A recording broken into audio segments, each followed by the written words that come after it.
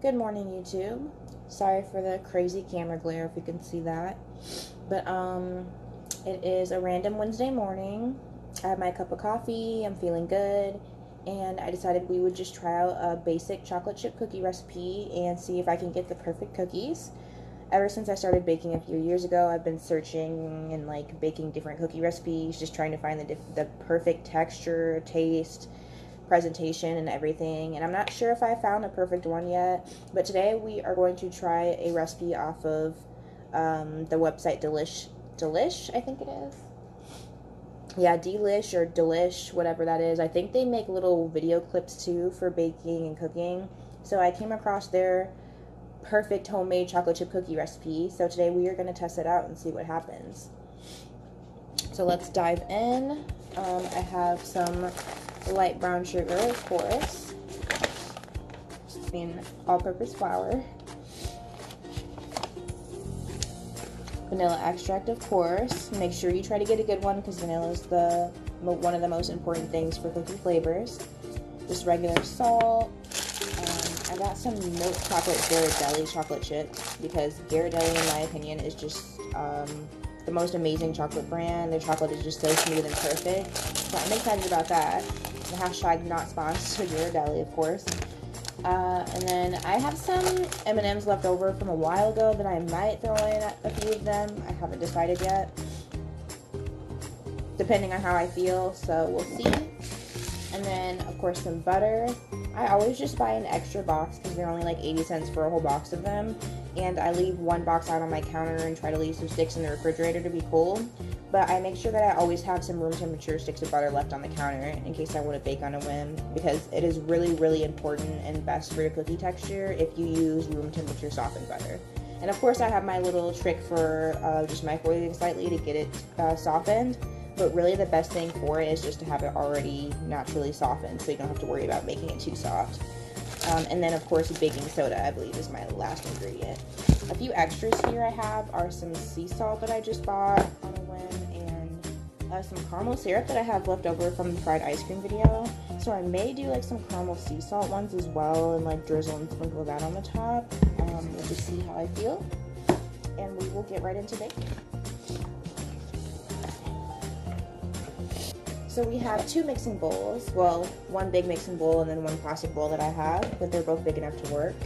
So we're going to start off in our largest mixing bowl and of course beat our butters and sugars together. That's the brown sugar, the granulated sugar, which I'm not sure I showed, but we also need granulated sugar. So the brown sugar, granulated sugar, and then the sticks of butter we're going to beat together, and then we'll incorporate our eggs and our vanilla, always trying to keep like the wet and the sugar together and then mixing in the dry later. So I'm going to measure out, it is 2.5 sticks of butter, or 1 1/4 cup if for some reason you're not measuring with the sticks. And then it is, I believe, 1 cup of brown sugar and 1/2 cup of granulated sugar. So using my new little measuring spoon and cups that I got from my grandmother along with my new mixer, I'm just going to measure that out and then show you what that looks like in this bowl together. Now I've measured out my 2.5 sticks of butter along with my 1/2 cup of granulated sugar. I'm going to do the cup of brown sugar, but I just wanted to add in that when you're measuring brown sugar, always make sure that you pack it into whatever measuring cup you use. And I'm going to show you what I mean by that if you don't already know. Because of the texture of brown sugar, it's really important that you do this so that you measure it properly. And I'm making a huge mess over here with my brown sugar. But I have my brown sugar in my measuring cup, and then I'm just going to firmly press it down in. It usually frees up some space so that you can add in more, and just make sure you pack it all the way to the top. And that will be the best way to ensure that you measure the proper amount of brown sugar. And then we will also add this in. This is only a 1/2 cup, but I need 1 cup total, so I'm going to do another one. Okay, this is my 2.5 sticks of butter, my 1/2 cup of granulated sugar, and my full cup of brown sugar together in my large mixing bowl. And then we are just going to beat this together until we get a really good combined consistency, and I will show you what that looks like after I mix it. Okay, so I've beat these together for about a minute or two, And you want to really keep going because at first it will start to clump up into balls and seem like it won't come together. But if you keep mixing, then eventually you get this kind of creamy combined texture of them and like a light brown color. And now we just want to add in 2 eggs and 2 teaspoons of vanilla just to make sure all the liquid is beat in together, and then we will do the dry. Okay, so this is the texture after I've beat in my 2 eggs and my 2 teaspoons of vanilla. You want to kind of slowly add those in until it's all mixed in. And now we will do our dry ingredients in this separate bowl and we'll combine them together.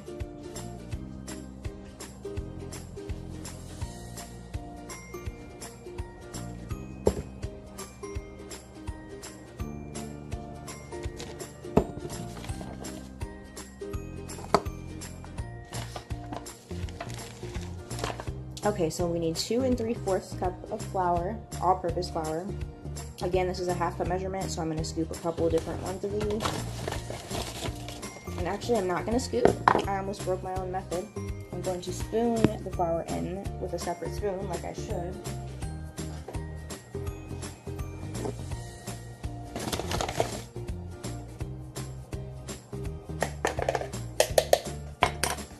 Okay, so that's 2 3/4 cup of my flour. Then it's 1 teaspoon of baking soda and 3/4 teaspoon of salt. Okay, so I've combined my dry, which is my flour, my baking soda, and my salt. I'm just going to give these like a good little whisk with my fork to make sure they're all evenly combined together.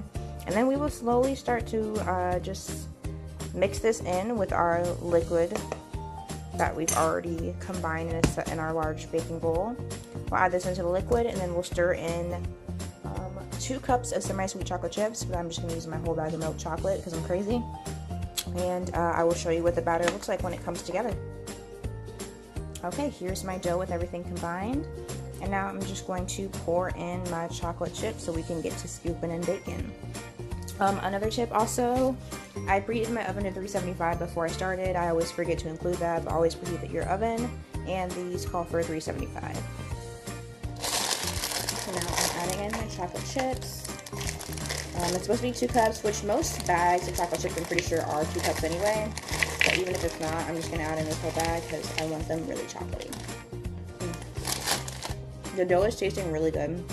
And I swear guys, you cannot go wrong with the Ghirardelli brand chocolate chips. They're amazing. Just going to give my a good stir. And then we are officially ready to scoop these into balls. Now I'm just going to go with the trusty ice cream scoop method. Do 1 scoop each onto my pan, separate them about 1 inch apart at least. Depending on how big size you want to make them, you want to make sure you give them space, a lot of space though, to spread out. So I'm probably going to do about half of these normal, and then throw my M&Ms and do the other half with those, or maybe 1/4 of the batch or something like that.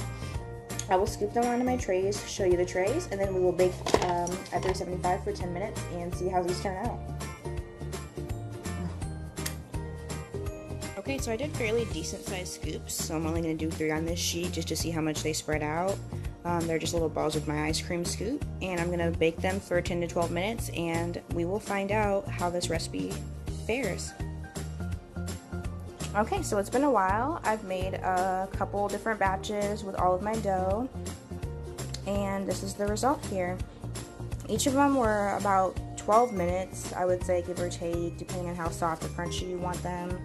I ended up making, the first batch that was big is at the bottom, and it made 6 cookies. And then I made about 3 or 4 more batches of 9 cookies, I can't remember, just really mini size, because I decided I preferred to have mini ones. So these are just regular chocolate chip. These are chocolate chip with caramel and sea salt sprinkled all over them. And then here are my M&Ms, which are a little bit bigger and smushed together, you see, but these are just fresh out of the oven, and then just a few more regular chocolate chip. So yeah, I did a couple different things with them. I would say all together they turned out pretty well. They look pretty good. They stay pretty soft in the middle, but I actually prefer them crunchier. But the outer edges are pretty crunchy and the middle soft, so if that's your type of cookie, these are perfect. And honestly, I'd say they're pretty great. So thanks for watching. Stick around and we will try many more recipes. Okay, what do you think?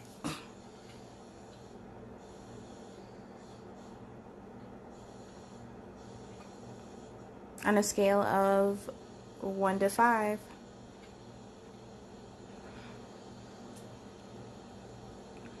I don't know how I feel about the actual cookie part, but let me try the salted caramel and see what I think. Okay.